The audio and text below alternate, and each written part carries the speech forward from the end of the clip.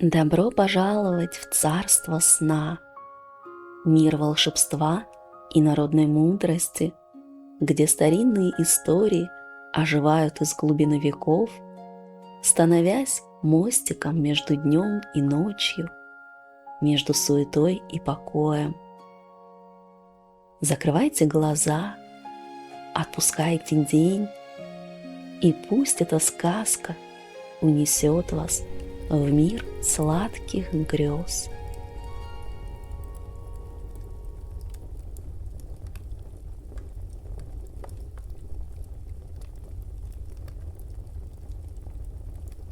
Моя авторская версия английской народной сказки «Хромая Молли».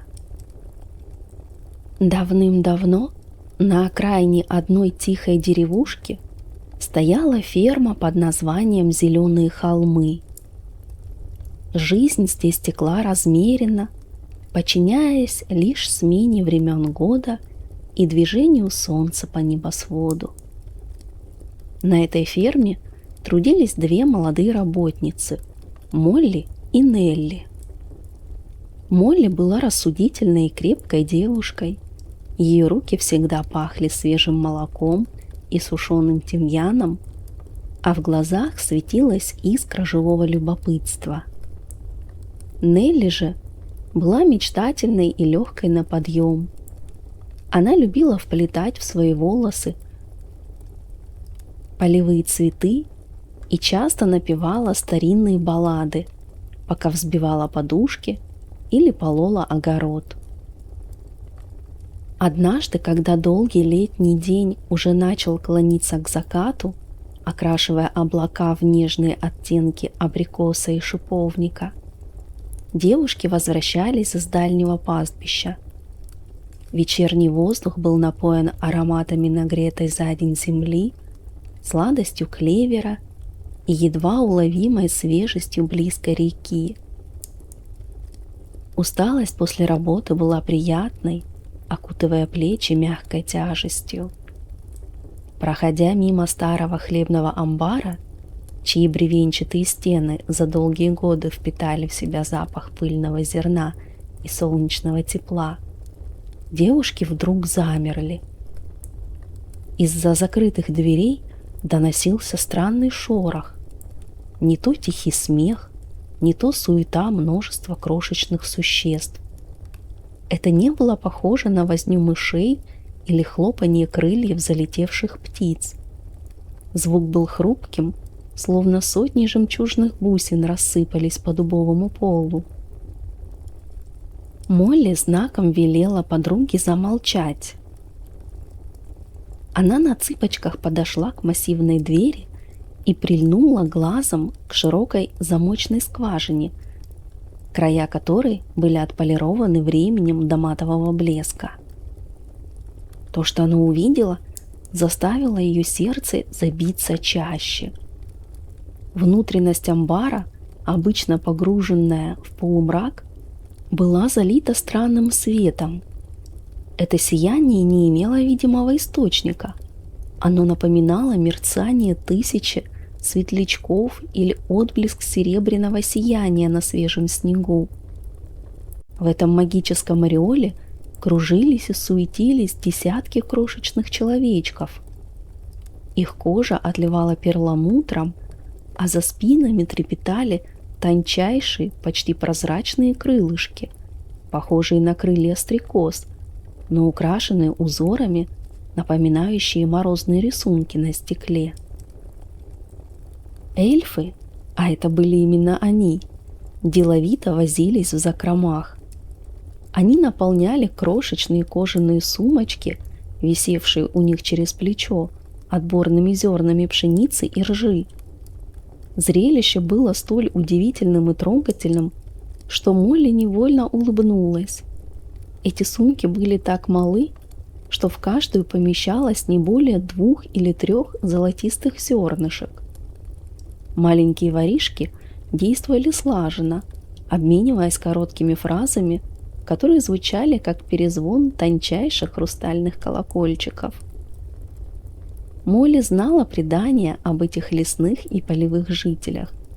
Старики рассказывали, что эльфы спят в бутонах тюльпанов, умываются росой, собранной с лепестков роз, и качаются на серебряных паутинках под луной.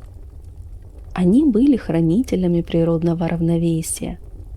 Добрым людям они приносили удачу и благополучие. Но горе было тому, кто проявлял лень или непочтительность к их невидимому труду. «Ах, вы маленькие хитрецы!» – прошептала Молли, и в ее голосе смешались возмущение и восхищение. «Так вот, куда исчезает зерно нашего хозяина!» Она быстро и тихо пересказала Нелли увиденное. Девушки обменялись взглядами. В их юных сердцах проснулось озорство, а вместе с ним и практичность. Ведь хозяин часто ворчал, замечая убыль в закромах, и винил в этом нерадивых работниц. «Мы должны поймать одного», — решительно прошептала Молли.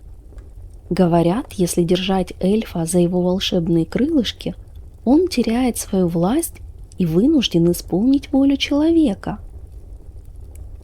Они затаились у самого порога, стараясь не дышать. Слышно было, как в траве неподалеку стрекочет кузнечик, и как в лесу за фермой ухает сова, предвещая наступление ночи. И вот, когда первый эльф, сияя своим внутренним светом, попытался проскользнуть сквозь замочную скважину наружу, быстрые пальцы девушек сомкнулись на его нежных, прохладных крыльях. Маленький пленник затрепетал. Ощущение от его крыльев было необычным, словно касаешься шелка, который одновременно кажется твердым, как тонкое стекло.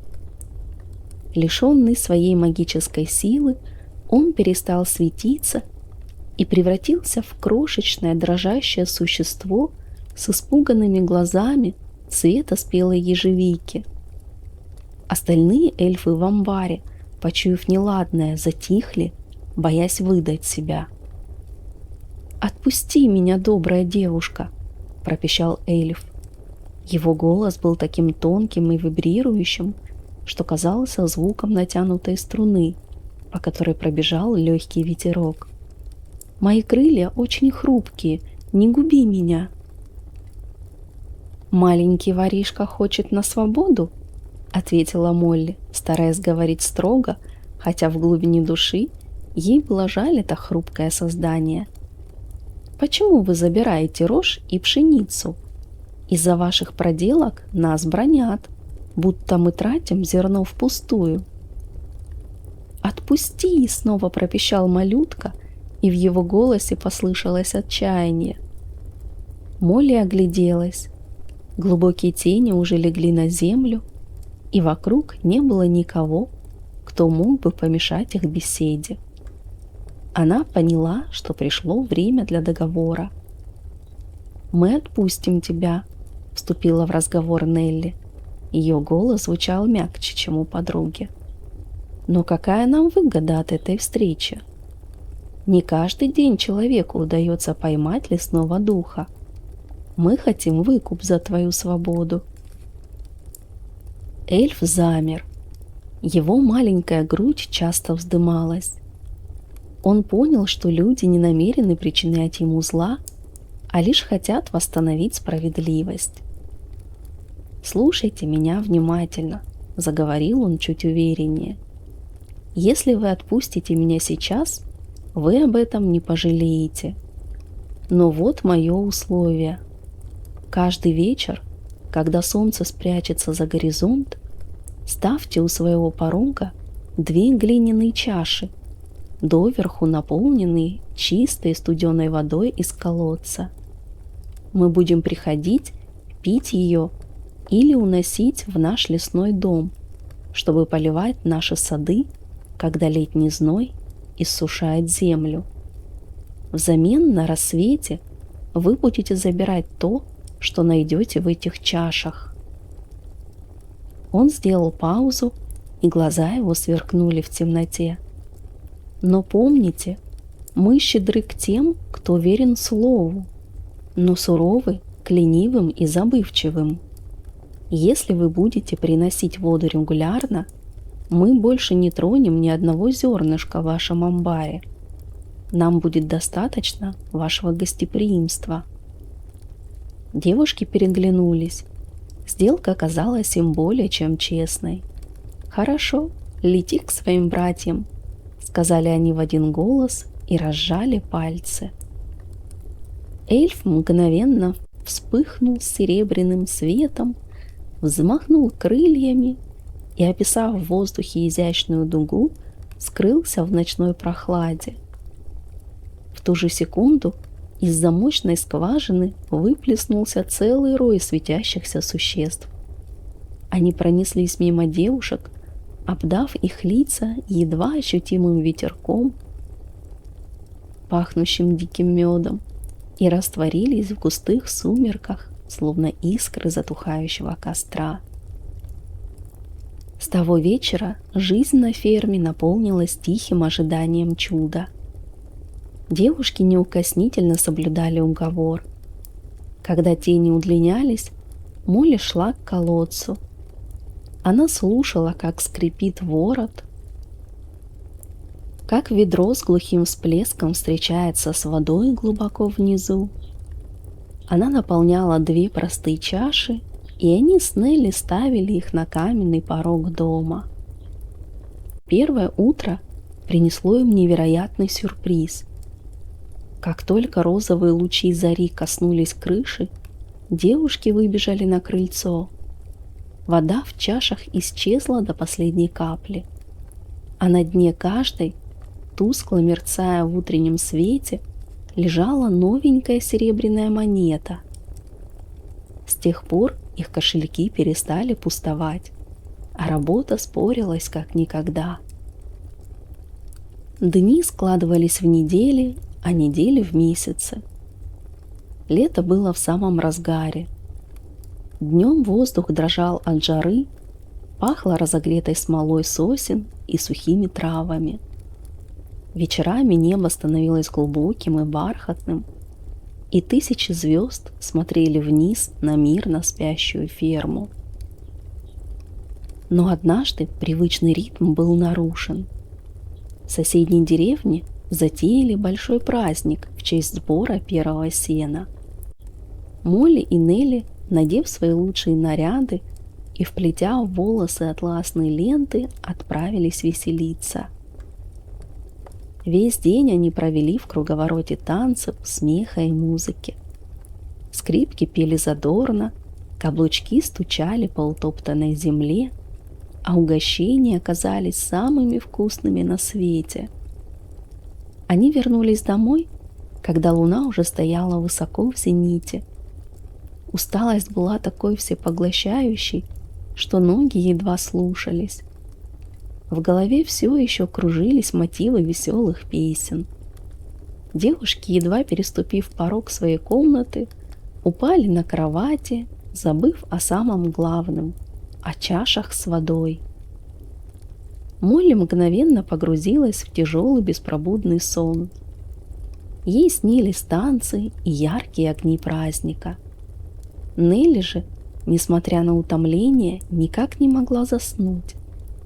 Она лежала с открытыми глазами, глядя, как лунный свет рисует причудливые узоры на полу, и заново переживала моменты прошедшего дня.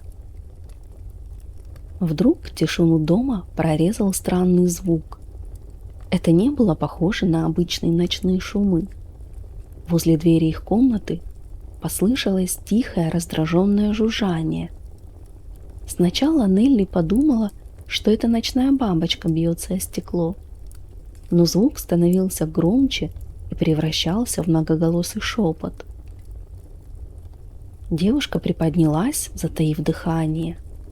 Сквозь щель под дверью просачивался слабый тревожный свет.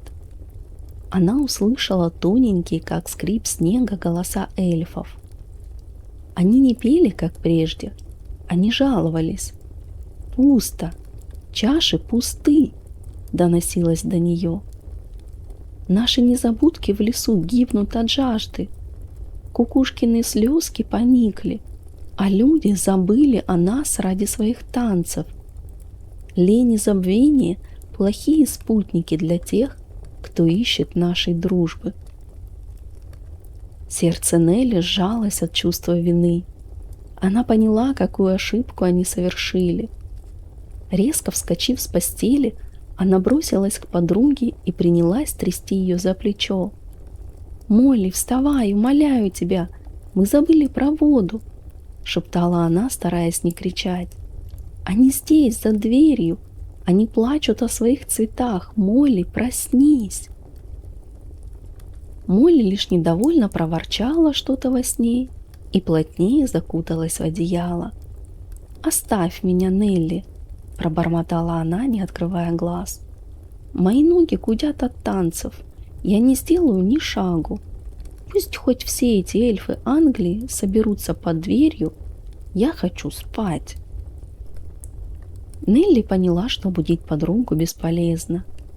Она сама выбежала в сени, схватила чаши, быстро наполнила их водой из бочки, стоявшей в сенях. Вода там была не такой холодной, как в колодце, но все же чистой, и выставила их за порог. Вернувшись, она легла в постель, чувствуя, как совесть ее немного успокоилась. Вскоре сон сморил и ее.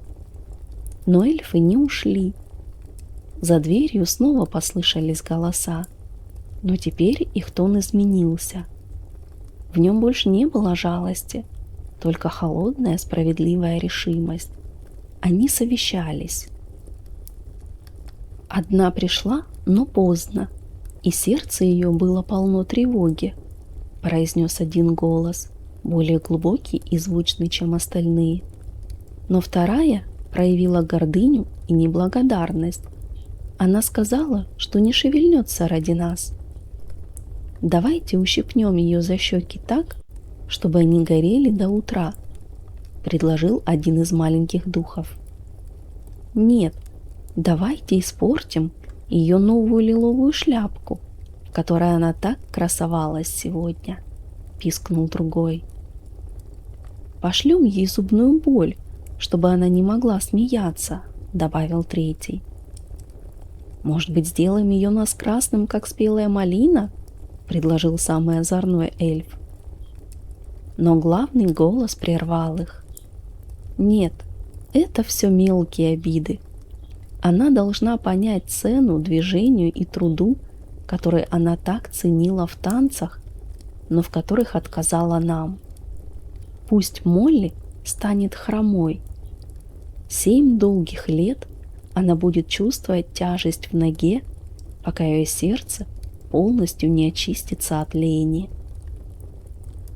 Нелли, пребывая в полусне, слышала эти слова, как сквозь слой ваты. Она хотела закричать, вмешаться, но веки ее стали свинцовыми.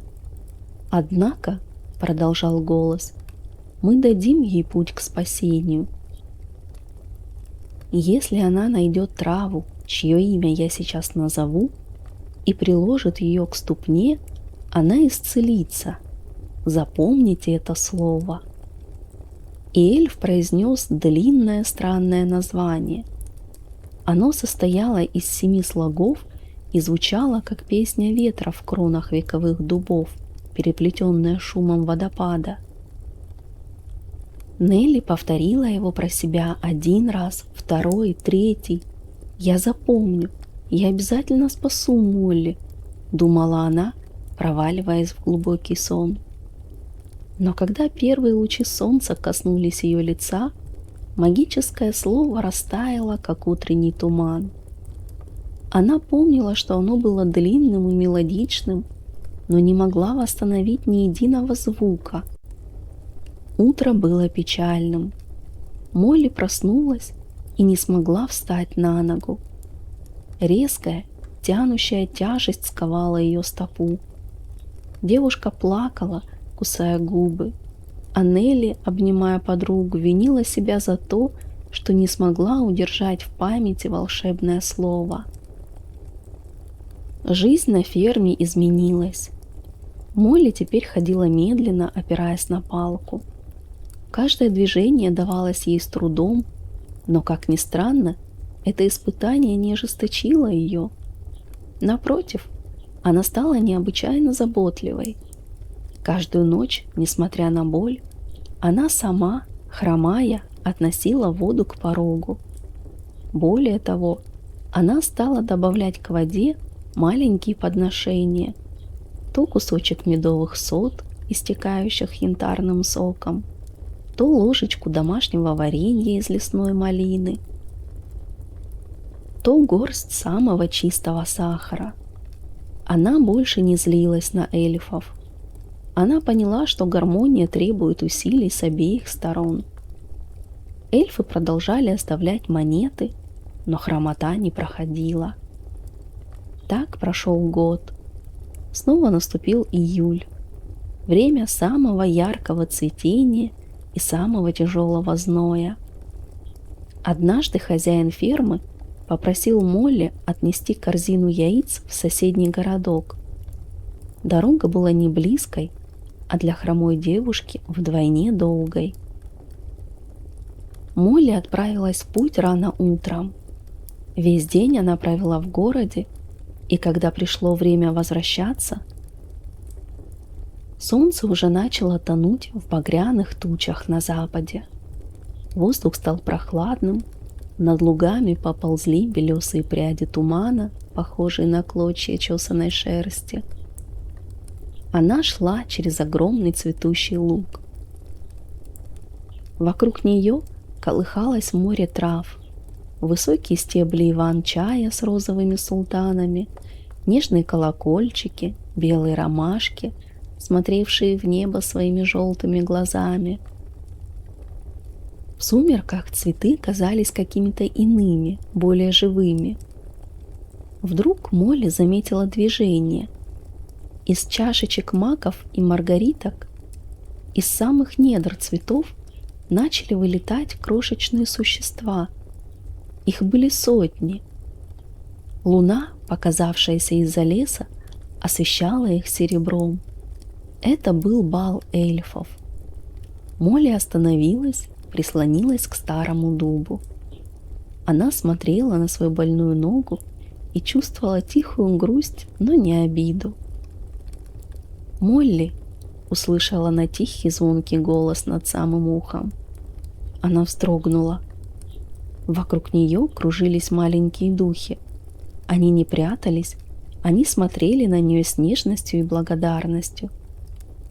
«Благодарим тебя за мед, Молли!» — пропел один, пролетая мимо ее щеки и едва касаясь ее кожи крылом. «Благодарим тебя за сахар! Он был так сладок в зимние холода!» — пропищал другой. «Благодарим за варенье! В нем сохранилось летнее солнце!» — прозвенели третьи.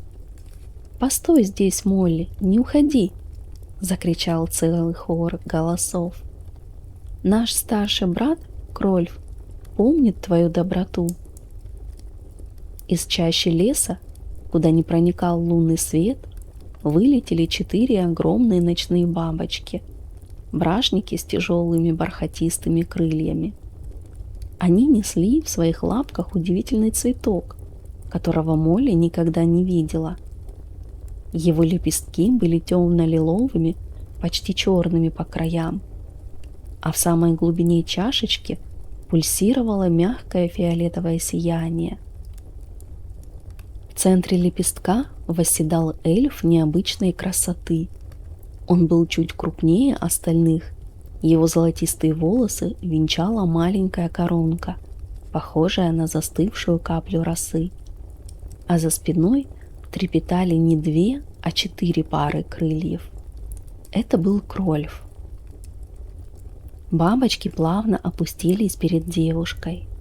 Крольф выпорхнул из цветка, держа его в руках. Он подлетел к самому лицу Молли и заглянул ей в глаза. Его взгляд был глубоким и мудрым, как само время. «Ты усвоила урок, Молли?» — произнес он, и его голос звучал не как писк, а как величественный аккорд органа, смягченный расстоянием. Ты поняла, что магия – это не то, что можно купить или украсть. Это то, что рождается из взаимного уважения. Он произнес то самое слово из 7 слогов. На этот раз Молли не просто услышала его, она почувствовала его каждой клеточкой своего тела. Оно вибрировало в воздухе, наполняя луг невидимой силой. Крольф опустился к ее ногам и осторожно положил фиолетовый цветок на ее ступню. В то же мгновение Молли почувствовала невероятное тепло. Тяжесть, которая мучила ее целый год, начала таять, словно лед под весенним солнцем. Напряжение в мышцах сменилось легкостью, какой она не знала даже до болезни. «Исцелена!» — закричали эльфы, и их голоса слились в ликующий хор. Крольф приветливо махнул рукой, снова вскочил на спину бабочки, и вся сверкающая кавалькада устремилась вверх к звездам, пока не растворилась в ночном небе. Молли стояла одна посреди луга. Она осторожно сделала шаг, потом другой. Боли не было. Она присела, коснулась мягкой травы, влажной от росы, и заплакала от радости. Она была снова здорова, но теперь она знала нечто большее, чем просто радость движения. Она знала, что мир полон невидимых связей, и если ты относишься к нему с любовью, он обязательно ответит тебе тем же. Она вернулась на ферму легкой походкой. Нелли, ждавшая ее на крыльце, сначала не поверила своим глазам, а потом бросилась к подруге на шею, смеясь и плача одновременно. С тех пор на ферме «Зеленые холмы» всегда царил достаток и мир. 2 чаши с водой неизменно стояли у порога каждую ночь, и иногда к ним добавлялись самые вкусные лакомства, какие только могли приготовить девушки. Эльфы больше не прятались, и порой тихими вечерами, когда работа была закончена, Молли и Нелли слышали из сада тихий, благодарный перезвон хрустальных колокольчиков. И если когда-нибудь вы окажетесь в тех краях в сумерках, прислушайтесь к шепоту трав и посмотрите на луг. Быть может, и вам удастся заметить мерцание серебристых крылышек в лунном свете. Тут и сказки конец. Для вас звучала моя авторская версия народной сказки, которую я переписала специально, чтобы сделать ее более убаюкивающей, умиротворяющей, успокаивающей ваши мысли перед сном, чтобы вы могли легко погрузиться в царство сна. И пусть вам приснится что-то волшебное, сладких снов.